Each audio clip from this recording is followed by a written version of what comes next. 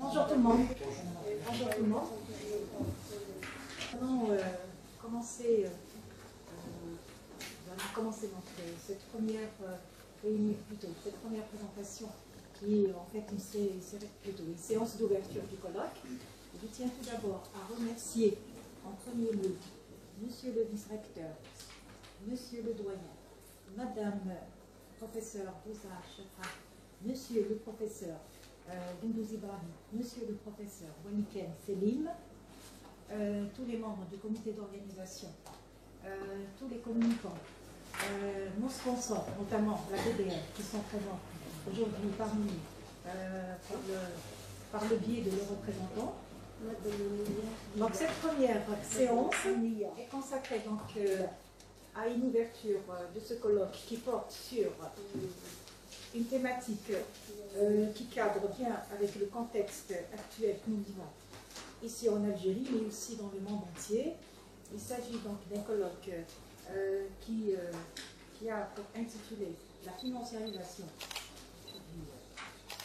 du marché mondial des matières premières, quel impact sur les prix des produits de consommation en Algérie. En premier lieu, je passerai la parole aux invités d'honneur qui sont les membres du comité scientifique de ce colloque.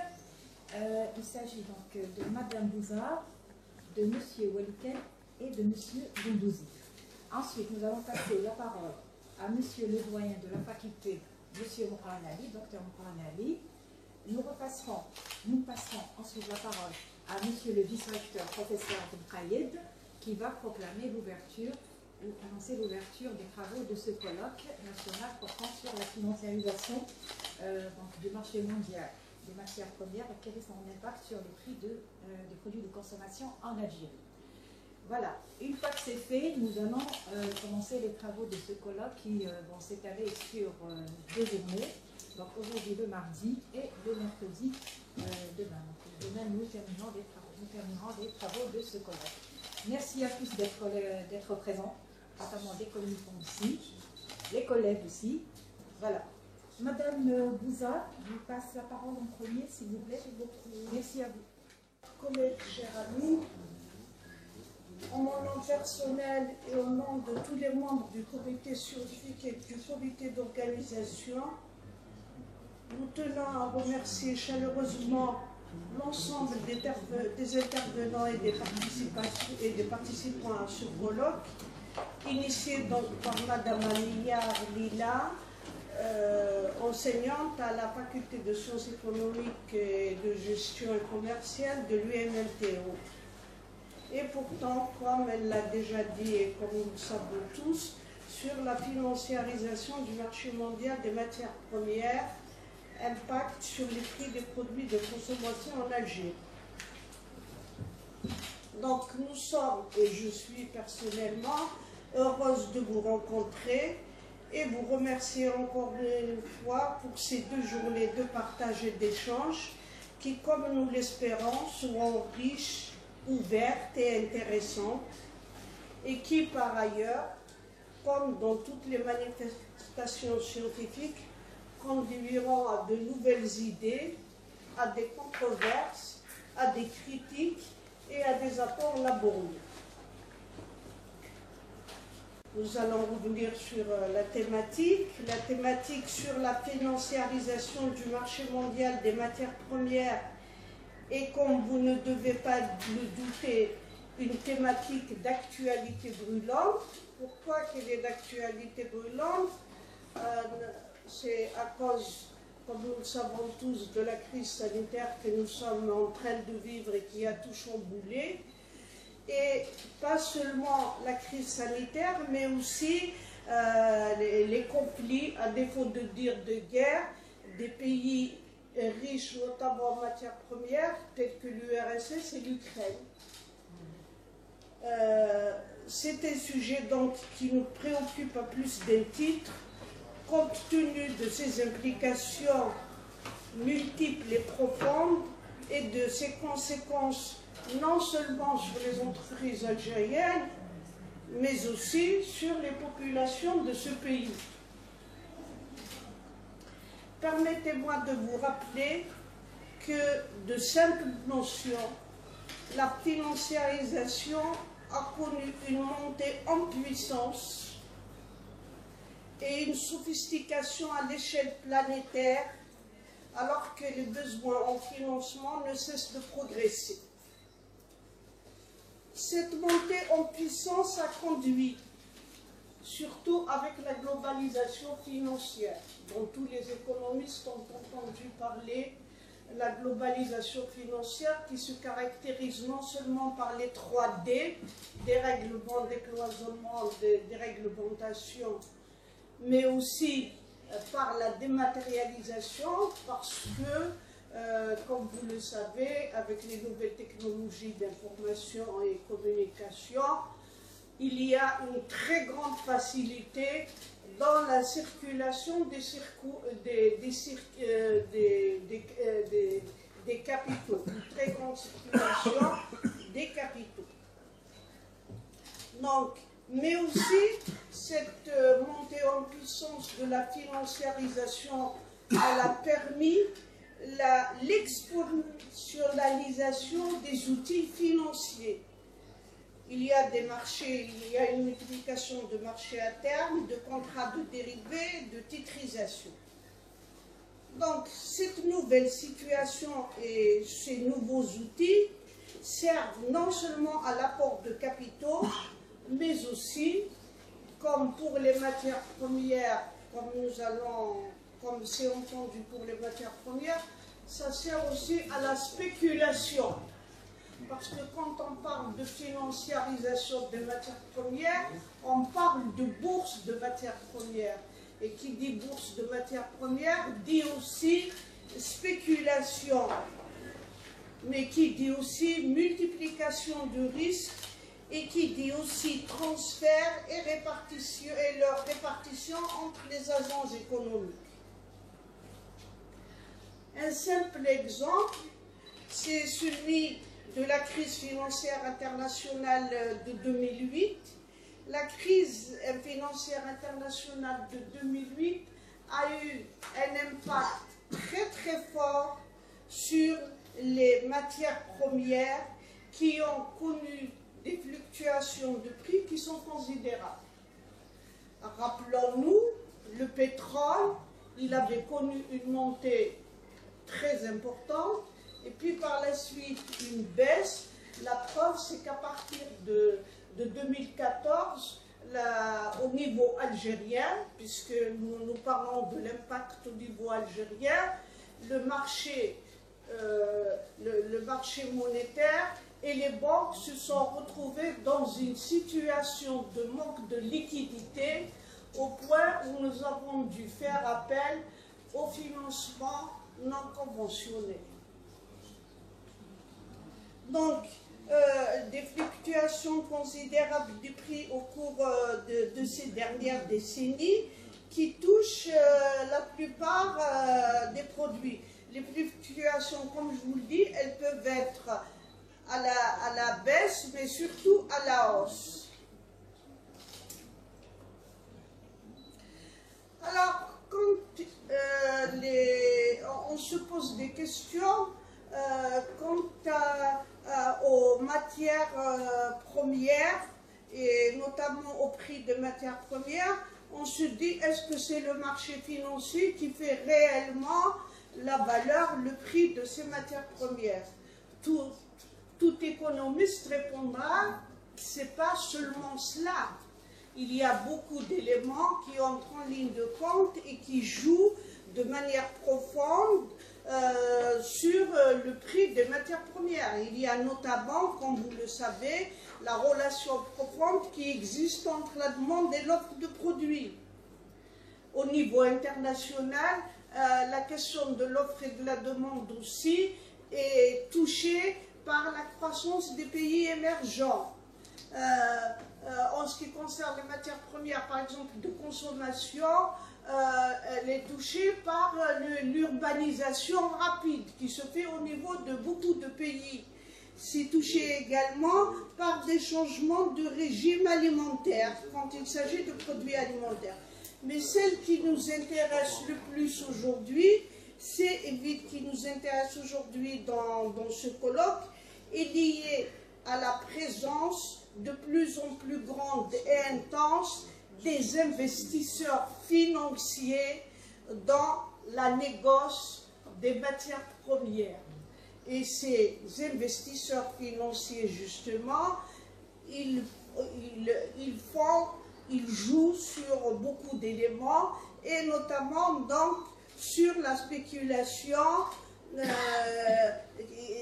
qui constitue donc des éléments qui sont des motivations purement financières, souvent qualifiées, je ne sais pas si vous avez entendu parler, mais qui sont qualifiées de financement du négoce des matières premières.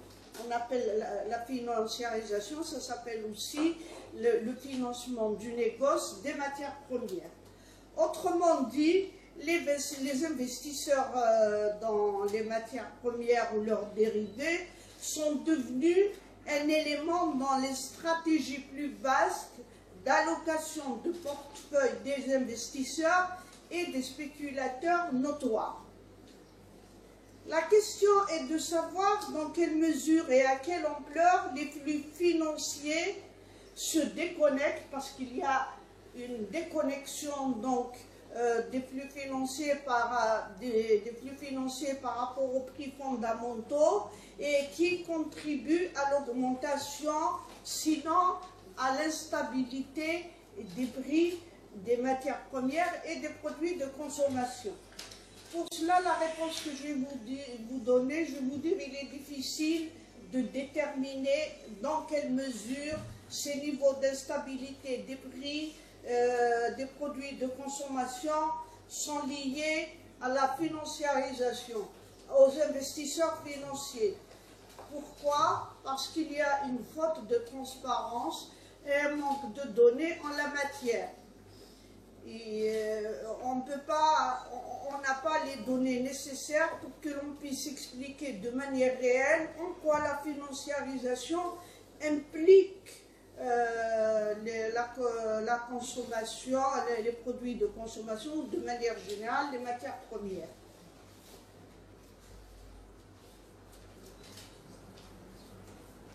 Mais on peut dire, selon les théories et les analystes, ils expliquent que les investisseurs financiers, autrement dit la financiarisation de manière générale, influent la dynamique des produits et des matières premières en ce qui concerne les prix à court terme. Il y a je vous ai dit tout à l'heure qu'on n'a pas suffisamment de données pour juger l'implication réelle de la financiarisation sur les matières, sur les produits de consommation, etc. Mais il y a certains analystes et certaines théories qui expliquent qu'on peut l'expliquer, l'implication quand il s'agit des prix à court terme. Il y a effectivement des corrélations qui existent entre les produits, entre les matières premières et les évolutions des marchés des actions qui sont extrêmement financiarisées. Je ne vais pas rentrer dans les détails parce qu'il faut tout un cours, je suis là juste pour une petite présentation. En Algérie, il est évident que la volatilité et surtout l'instabilité des produits de consommation, et notamment donc les produits des industries agroalimentaires, se transmettent sur les marchés nationaux. D'autant plus, donc je prends l'exemple des produits agroalimentaires, puisqu'on parle de produits de consommation, j'ai pris l'exemple de produits agroalimentaires. Donc, comme je vous dis, la volatilité et l'instabilité de ces matières premières se transmettent au niveau mondial, se transmettent sur les marchés nationaux, d'autant plus que l'agriculture algérienne demeure encore faible et se trouve dépendante vis-à-vis de l'étranger, aussi bien pour la satisfaction des besoins alimentaires de population que pour l'approvisionnement des industries de transformation. En effet, donc, à l'instar des équipements industriels nécessaires à la production, les intrants utilisés par les entreprises agricoles, parce que j'ai pris l'exemple des entreprises agricoles en tant que produits de consommation, sont constitués principalement de matières premières importées, comme par exemple l'huile, le sucre, la semoule, de céréales, viande, lait, farine, etc. Monsieur Brab donc, peut nous confirmer cette situation. Voilà, donc grosso modo, je ne vais pas rentrer dans beaucoup plus de détails parce que c'est juste une petite introduction, mais j'espère et nous espérons que nous allons partager nos différentes expériences et connaissances avec beaucoup d'enthousiasme et que cette manifestation scientifique donc organisée par Madame Amia Lila soit instructive et puisse renforcer son éclat et sa portée. Et je vous remercie. Merci infiniment, Madame Professeure Bouzard. Merci beaucoup. Merci pour ces éclaircissements. Merci pour votre intervention très enrichissante. La parole maintenant au professeur Waliken Selim. Avant tout, à exprimer les remerciements, la reconnaissance à Madame Amia Lila, ainsi qu'au membre du comité d'organisation pour l'honneur qu'ils nous font de nous associer à ce colloque national, événement scientifique d'une importance majeure, regarde la pertinence et l'importance de la thématique, donc qui soulève la problématique de la financiarisation du marché mondial, donc des matières premières, donc avec une question importante, donc éventuellement, il s'agira de répondre à la problématique de savoir quels seraient éventuellement les impacts sur les prix des produits importés en Algérie, les produits de consommation en Algérie. Il est important de mentionner et de rappeler que les spécialistes de la finance internationale moderne et contemporaine définissent la financiarisation comme étant l'influence croissante des institutions financières, mais aussi des marchés financiers qui se sont davantage libéralisés ces dernières décennies dans le fonctionnement de l'économie. Ce concept est utilisé par les critiques du libéralisme. On peut citer Bourguiba, on peut citer également Dominique Plion, qui sont des références académiques de l'autorité internationale dûment établie, pour qui la financiarisation se produit au détriment de l'économie réelle. C'est-à-dire que cette financiarisation se produit contre, on va dire, constitue un facteur d'instabilité de l'économie mondiale et contre tout ce qui va vers l'intérêt de l'emploi et de la croissance économique. Alors il est reproché à cette logique financière de favoriser des comportements de prédation dans la mesure où il y a une prise de contrôle d'entreprise et la revente des éléments de cette entreprise à l'effet de réaliser des plus-values. Il est également reproché à cette logique financière de favoriser des comportements spéculatifs, également de favoriser, de privilégier des comportements menant à la rentabilité financière à court terme, au détriment du développement économique à long terme des entreprises et donc au détriment de l'investissement à long terme créateur d'emplois. Alors très rapidement et de manière très succincte, concernant les marchés financiers de plus en plus libéralisés ces dernières décennies, il est important que du point de vue de leur structure, ces marchés financiers sont constitués de 5 compartiments. Il existe le marché donc, classique, traditionnel, le marché du crédit à court terme, il s'agit des banques classiques. Il existe également, on y trouve le marché des capitaux à long terme, ce qui est communément appelé la bourse des valeurs mobilières, les actions, les titres, les actions, les obligations, les titres de créances négociables. Nous y trouvons un troisième compartiment qui est le marché d'échange, donc le marché mondial qui s'échange les devises les plus cotées, l'euro, le dollar, la livre sterling anglaise, le yen japonais. Pour ce qui est de la Chine ayant deux monnaies, la monnaie intérieure étant le yuan, la monnaie extérieure, celle qui est utilisée dans le cadre du commerce international, étant le renminbi. Il existe également le marché des produits dérivés, donc en anglais, les futures, les forwards, les swaps, etc.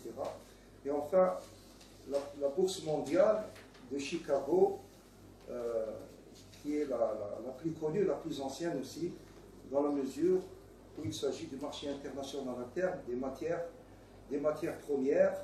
Donc c'est au niveau de la bourse mondiale de Chicago que sont cotés, évalués, déterminés les prix des matières premières du sous-sol, donc que nous pouvons classer en deux grandes catégories. Les matières du sous-sol destinées au secteur de l'agroalimentaire, donc il s'agira de nourrir les populations, et les matières du sous-sol à usage industriel, destinées aux industries que nous connaissons tous. On peut citer l'exemple de l'industrie aéronautique, le transport aérien, l'industrie automobile, l'industrie de la chimie pharmacie, etc. Alors, en raison des développements récents observés sur la scène internationale et alimentés par la crise politique et militaire entre la Russie et l'Ukraine étant soutenue par les forces de l'OTAN, il a été constaté récemment une hausse des prix des matières premières énergétiques, donc le gaz et le pétrole, en raison des sanctions occidentales imposées à la Russie, ce qui a accentué et aggravé les tensions ou les pressions inflationnistes au niveau mondial et incité les gouvernements et les banques centrales à revoir leur politique monétaire et adopter des règles plus prudentielles. Ces nouvelles considérations d'ordre géopolitique et géostratégique ne sauraient occulter d'autres incidences, répercussions, conséquences sur le marché mondial. Donc là, on est obligé de citer les perturbations des chaînes de production et d'approvisionnement des produits agricoles et céréaliers, produits agroalimentaires, en raison d'une contraction substantielle de l'offre mondiale des denrées alimentaires, essentiellement le blé, alimenté ces dernières années par la Russie et l'Ukraine. Donc ils sont devenus, ces dernières décennies, principaux pays exportateurs de céréales sur le marché mondial. Donc sans oublier le fait que traditionnellement, l'offre mondiale de blé était très concentrée entre un groupe de pays qui était très souvent cité, qui étaient les États-Unis, le Canada, l'Australie, l'Union européenne et l'Argentine, donc qui ont toujours été les principaux pays fournisseurs de blé sur le marché mondial. Alors, je termine avec l'Algérie. Concernant le cas de l'Algérie, un des défis majeurs à relever reste celui de la sécurité alimentaire. Il s'agit d'un défi lancinant.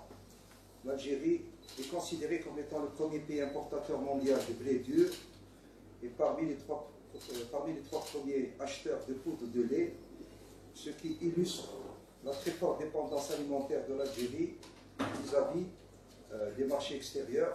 Et nous n'avons pas fait malheureusement de progrès depuis 6 décennies après l'indépendance. Une enquête récente réalisée par le CREAT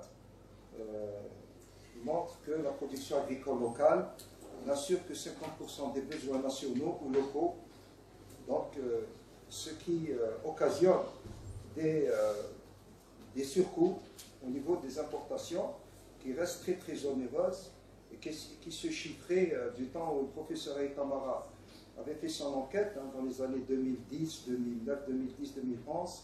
À l'époque, on n'était pas loin de 12 milliards de dollars d'importation de biens céréaliers. En raison de considérations donc dictées par la globalisation financière, on ne va pas revenir dans le détail sur la définition, donc des réglementations, des intermédiations, des cloisonnements des marchés financiers, auxquels les spécialistes de la finance internationale ont associé donc le fait que les États n'interviennent plus dans la sphère économique et financière, il y a eu de noter l'essor spectaculaire des géants mondiaux du numérique qu'il est important de citer, que sont Google, Amazon, Microsoft, Facebook, etc., les GAFA. Donc, il est important de rappeler que les États n'interviennent plus dans la sphère de régulation des mouvements de capitaux, d'où ces dernières décennies un processus d'accélération de la libéralisation des marchés financiers. Donc voilà, j'ai essayé de synthétiser. Donc nous souhaitons que ce colloque national soit couronné de succès, donc à l'issue des communications pertinentes qui nous seront présentées, donc des interventions également, qui seront des sources d'inspiration, de discussion et de débats riches et passionnants. Je vous remercie. Merci beaucoup, professeur Michael Feli. Nous passons la parole au professeur, monsieur le professeur Indouz Ibrahim, pour son allocution. Je vous remercie d'avance, monsieur. Mesdames et messieurs, chers collègues, bonjour. Madame Amière, en proposant cette thématique pour un colloque national sur les matières premières et la financiarisation des produits liés à ces matières premières, nous donne l'opportunité de discuter durant ces 2 journées d'une thématique importante qui est à la base des matières premières. Les matières premières, grâce au travail humain, sont à la source de la création des richesses, sont à la source de la croissance des économies nationales et de l'économie mondiale. Les matières premières, grâce au travail humain, sont à la source de l'activité des entreprises, lesquelles entreprises sont pour une grande partie cotées à la bourse. Donc elles sont soumises à un marché, sont soumises aux règles de l'offre et de la demande. Les matières premières sont diverses, elles sont réparties inégalement au niveau de la planète et elles constituent, du point de vue des États, des enjeux. Et depuis le 19e siècle, ces enjeux sur les matières premières ont fait émerger des pratiques, pour certaines, comme disait le professeur Bouzard, de spéculation, des pratiques liées au jeu des États, parce que, n'oublions pas, c'est la géopolitique, et des fois, cela influence énormément la formation des prix. Et enfin, les pratiques des entreprises, parce que le système basé sur la concurrence et la compétitivité, les matières premières, en tant que matières premières de la production de richesses, font l'objet de stratégies d'entreprise en termes d'approvisionnement, en termes de prix, en termes de process de production, parce que des fois, une matière première, elle est remplacée par un autre produit industriel, je cite par exemple le plastique. C'est un produit de remplacement. Donc, ça, c'est lié aux pratiques des entreprises. Donc, la thématique, elle est riche déjà à ce niveau, le rôle des matières premières dans le fonctionnement des économies nationales, dans le fonctionnement des entreprises. Le deuxième aspect important, qui est la financiarisation, c'est, à mon avis, ce n'est pas tous les produits, ce n'est pas toutes les matières premières qui sont concernées, mais c'est le fonctionnement de l'économie mondiale qui veut que la financiarisation s'est imposée, parce que les matières premières, comme d'autres produits, tels que les actions, les obligations, produits financiers, tels que d'autres produits également liés à l'économie mondiale, sont devenus tout simplement des actifs. Donc, en fin de compte, dans l'économie mondiale, on a l'économie réelle, donc c'est l'approvisionnement, c'est la production, c'est la consommation, et nous avons une deuxième économie donc, qui est un peu séparée de l'économie réelle, c'est les produits financiers qui sont cotés en bourse Et il y a des investisseurs qui, pour une raison simple, c'est en fin de compte gérer le risque sur les prix, les risques de marché, la spéculation, font qu'il y a des investisseurs qui investissent dans des actifs et il y a deux éléments qui les guident, c'est la prise de risque et c'est le rendement espéré. Donc pour un risque donné, on cherche le meilleur rendement et pour un rendement donné, on cherche à minimiser les risques. Donc on ne cherche pas à voir le produit réel, on ne cherche pas à comment sera l'économie réelle, on se limite à ces deux éléments, c'est la prise de risque et c'est le rendement espéré, c'est la gestion d'actifs. Un portefeuille composé de plusieurs actifs et on fait des arbitrages. Si les matières premières sont rentables en termes de rendement et de risque, on choisira les matières premières. Si demain ce sera les actions des entreprises parce qu'elles ont beaucoup de croissance, on choisira les entreprises, etc.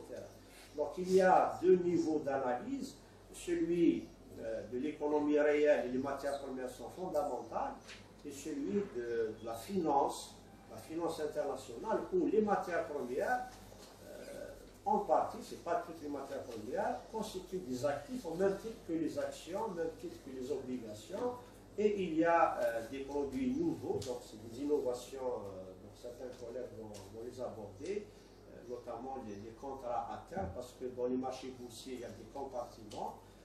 Les contrats à terme sont l'enjeu actuellement au niveau de cette catégorie de matières premières, puisque c'est dans l'organisation du marché à terme que se décident certains prix. Malheureusement, les pays, comme on dit, du tiers-monde, dont l'Algérie fait partie, c'est des économies qui dépendent des matières premières, parce que la nature les a dotées en matières premières. Ce n'est pas les pays du tiers-monde qui fixent les prix des produits qu'ils exportent. Ce n'est pas l'Algérie qui fixe le prix du pétrole. Par contre, les puissances industrielles, les États-Unis ou le Japon ou l'Allemagne, quand ils fabriquent une machine, quand ils produisent une voiture, c'est eux qui fixent les prix. Le prix de la voiture est fixé par l'entreprise qui la produit. Le prix du caoutchouc, ce n'est pas l'Indonésie qui le fixe, c'est un produit boursier. Le pétrole, ce n'est pas l'Algérie qui le fixe, c'est un produit boursier. Donc voilà un peu le déphasage qu'il y a. Certains pays dépendent des prix fixés à l'international, dans les marchés boursiers, et qui supposent des spéculations, qui supposent des enjeux géopolitiques, etc. Et les pays industrialisés, quand ils fabriquent une panoplie de produits manufacturiers, c'est eux qui fixent carrément les prix, c'est des prix directs entre producteurs et consommateurs. Et cette dimension elle a été déjà abordée dans les années 50 par des auteurs sud-américains, je cite Raoul Prebisch, qui ont fait montrer cet élément de dépendance des économies dépendantes des matières premières par rapport aux pays industrialisés qui maîtrisent la technologie, qui maîtrisent les techniques de production, qui dominent les marchés dans la plupart des cas. Les matières premières ont été, depuis le 19e siècle, source de préoccupation de la part des économistes et des grands auteurs que nous connaissons tous, aussi bien Ricardo que Hotelling, que les auteurs sud-américains, que Samir Amin, l'Égyptien, qui travaille sur l'Afrique, ont toujours eu une préoccupation sur les matières premières, parce qu'ils ont compris l'enjeu de ces matières premières dans le fonctionnement des économies nationales. Il y a des pays industrialisés qui sont riches, des pays riches. Je cite l'or, le problème de l'or, les métaux précieux, le diamant, etc. Ils viennent tous des pays pauvres. J'ai ramené avec moi un petit documentaire de 7 minutes, avec des projetés sur l'Afrique. C'est extraordinaire qu'un continent très riche, le diamant de l'Afrique du Sud, les pays d'Afrique du Sud, qui se trouvent tous à Anvers, en Belgique. Anvers, c'est une ville faite de diamantiers. diamantier. Donc les diamants, l'or, l'argent, les métaux précieux, ils viennent tous des pays du tiers-monde oriental. Le pétrole, etc. Le caoutchouc est une matière première d'origine végétale, mais il est pour le moment irremplaçable dans certaines productions industrielles. Les métaux rares qu'on utilise dans nos portables, les ordinateurs, etc., sont une richesse extraordinaire, sinon tout s'arrête. Et ces matières sont toutes localisées dans les pays du tiers-monde. Donc l'enjeu est à ce niveau. La financiarisation, c'est un élément pour maîtriser les prix, pour maîtriser ces matières, parce que entre ceux qui produisent et ceux qui transportent et ceux qui vendent, il y a toute une chaîne, et c'est cette chaîne-là qui, des fois, a subi le capitalisme financier et se retrouve dans les négociations sur les contrats à terme ou les autres compartiments qu'on les dérivés dans les bourses de valeurs mobilières. Voilà, pour battre trop long l'intérêt de la thématique, les enjeux, et l'Algérie, on va reprendre tout à l'heure, l'Algérie subit, nous sommes dans une économie extravertie, nos ressources en devises viennent du pétrole et du gaz, dont les prix sont fixés ailleurs. Nous importons 6 à 8 milliards de dollars par an de biens alimentaires, les prix sont fixés ailleurs. Donc voilà un peu la contrainte pour un pays comme l'Algérie et d'autres pays en développement. Je vous remercie. Merci infiniment, professeur Bouzouari. Merci pour votre présentation. Là, vous avez mis justement, vous avez expliqué justement les mécanismes liés à la financiarisation, tout ce qui est spéculation, mais aussi le contexte dans lequel elle sévit, à savoir les marchés financiers, les marchés boursiers. C'est maintenant la parole au docteur Moufan Ali, en sa qualité de doyen de notre faculté. Et nous finirons par monsieur le vice-recteur, professeur Belkhaï, qui va proclamer l'ouverture du colloque. Merci. Merci. Donc, monsieur le vice-recteur, madame la présidente du colloque national, chers collègues professeurs, chers collègues enseignants, tous les présents, bonjour. Tout d'abord, je voudrais m'adresser à vous, madame Amia, pour votre qualité de présidente du colloque national, pour justement exprimer ma profonde reconnaissance et l'intérêt que vous portez à la recherche scientifique en général et pour la thématique du colloque en particulier. Bien entendu, je voudrais exprimer à vous, monsieur le vice-recteur, votre qualité de représentant, donc vous représentez monsieur le recteur, qui a des engagements, malheureusement il pris, des engagements, pour vous remercier vivement d'avoir honoré de votre présence cette séance d'ouverture de ce colloque national. Bien entendu, je remercie monsieur le président du comité d'organisation, en l'occurrence M. Al-Habsani, qui a attribué toute son équipe pour leur dévouement et engagement, contribution pour l'organisation de ce genre de manifestations scientifiques. D'ailleurs, on voit qu'ils sont présents quasiment dans toutes les manifestations scientifiques. Je tiens à les remercier vivement.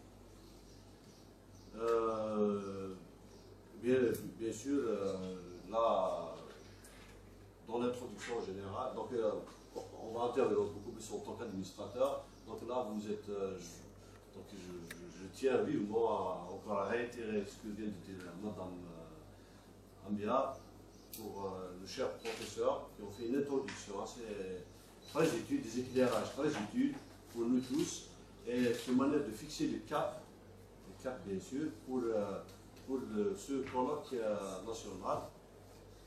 Il n'échappe à personne que ce colloque national qui porte sur la financiarisation du marché mondial des matières premières. La question, c'est quel impact sur les prix des produits de consommation en Algérie, nous semble-t-il, est d'une importance primordiale, aussi bien au niveau théorique qu'au niveau empirique, au niveau des pratiques. Tout d'abord, on commence par d'un point de vue théorique. D'un point de vue théorique, le moins qu'on puisse dire, c'est que les communications choisies, très nombreuses, on voit que la richesse des communications pour la plupart sont très variés, diversifiés, qui touchent à des domaines assez divers et souvent contigus, parce qu'il y a souvent un lien entre les différentes thématiques, nous apporterait des éléments de réponse très utiles concernant la problématique liée à la financiarisation donc, de l'économie mondiale, qui vient d'être évoquée dans l'introduction émanant donc, de nos honorables professeurs. Ensuite, au niveau empirique, on s'attend à ce que les thématiques qui seront traitées au cours de ce colloque national puissent nous apporter des éclairages très utiles à travers, j'imagine, un travail d'investigation, des recherches documentaires, des chiffres, des statistiques, des enquêtes qui peuvent être probablement utiles pour tout chercheur, éventuellement. Alors là, on s'adresse aux doctorants, éventuellement, qui vont intervenir au cours de ce colloque national. Par ailleurs, il est aisé de constater que le thème du colloque est d'actualité. Parce que comme ça a été bien dit par les différents intervenants, de façon assez plus ou moins détaillée, dans un contexte marqué par des difficultés financières et budgétaires des États. Les États, on voit les difficultés budgétaires de la plupart des États, que ce soit les pays qu'on dit du tiers-monde ou bien les pays développés, parce qu'avec la crise, la Covid, il y a une dette, ce qu'on appelle la dette de la Covid.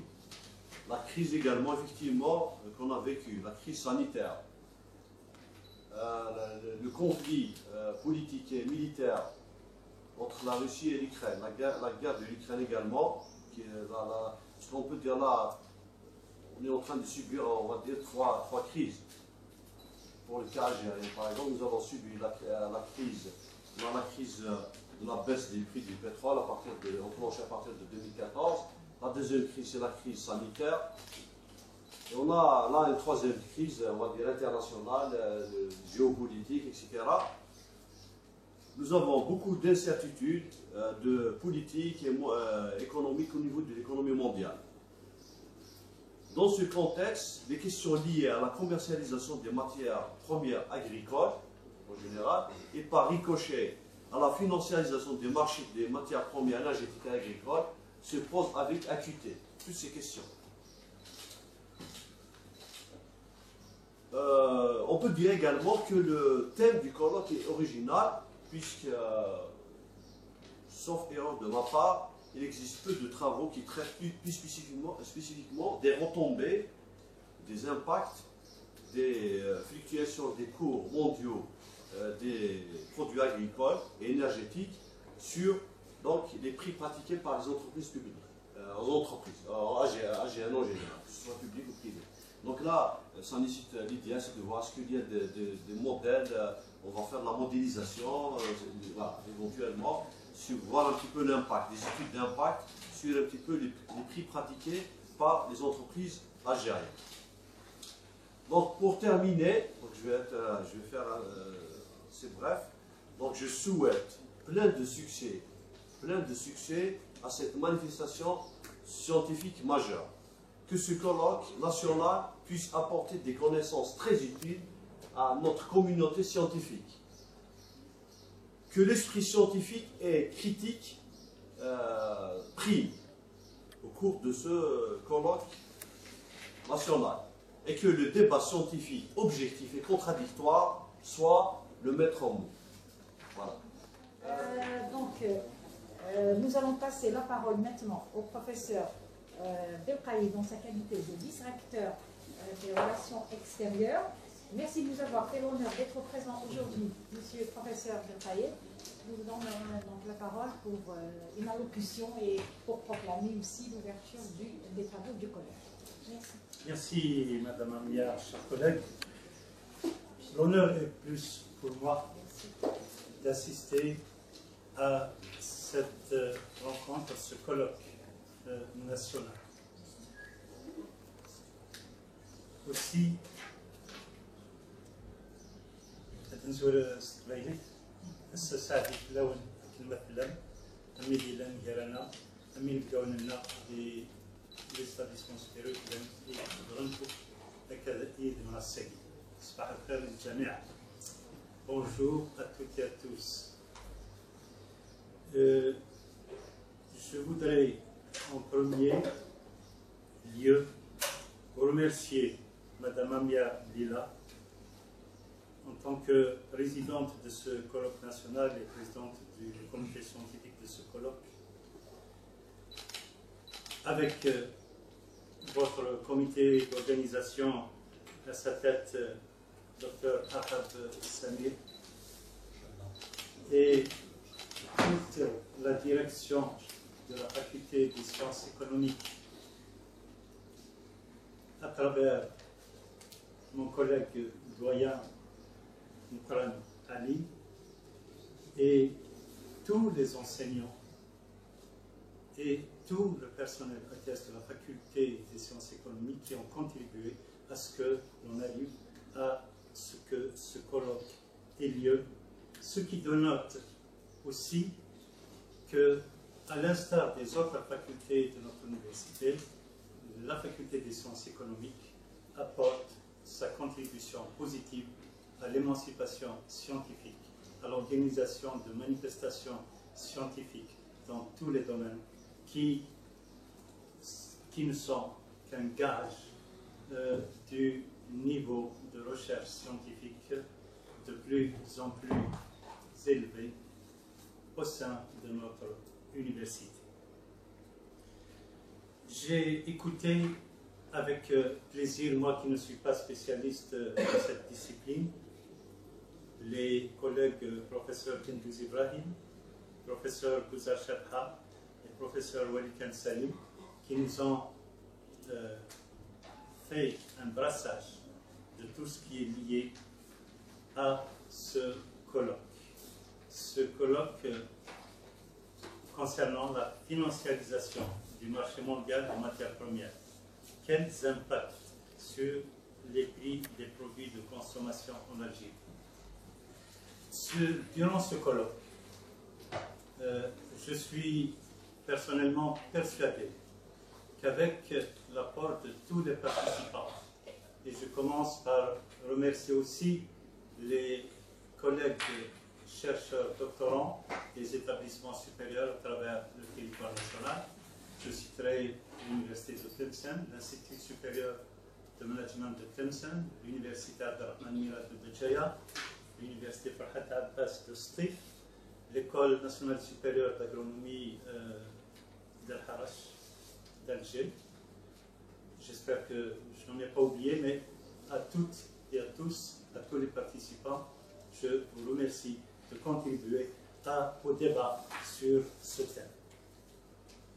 Je voudrais saluer aussi, je l'ai entendu de la part de la présidente de ce colloque, de la part du doyen, cet esprit de respect, de responsabilité vis-à-vis des anciens enseignants-chercheurs qui sont toujours au poste, et pour la nouvelle génération, qui fait que dans un esprit d'éthique, la collaboration ne pourra que s'amplifier.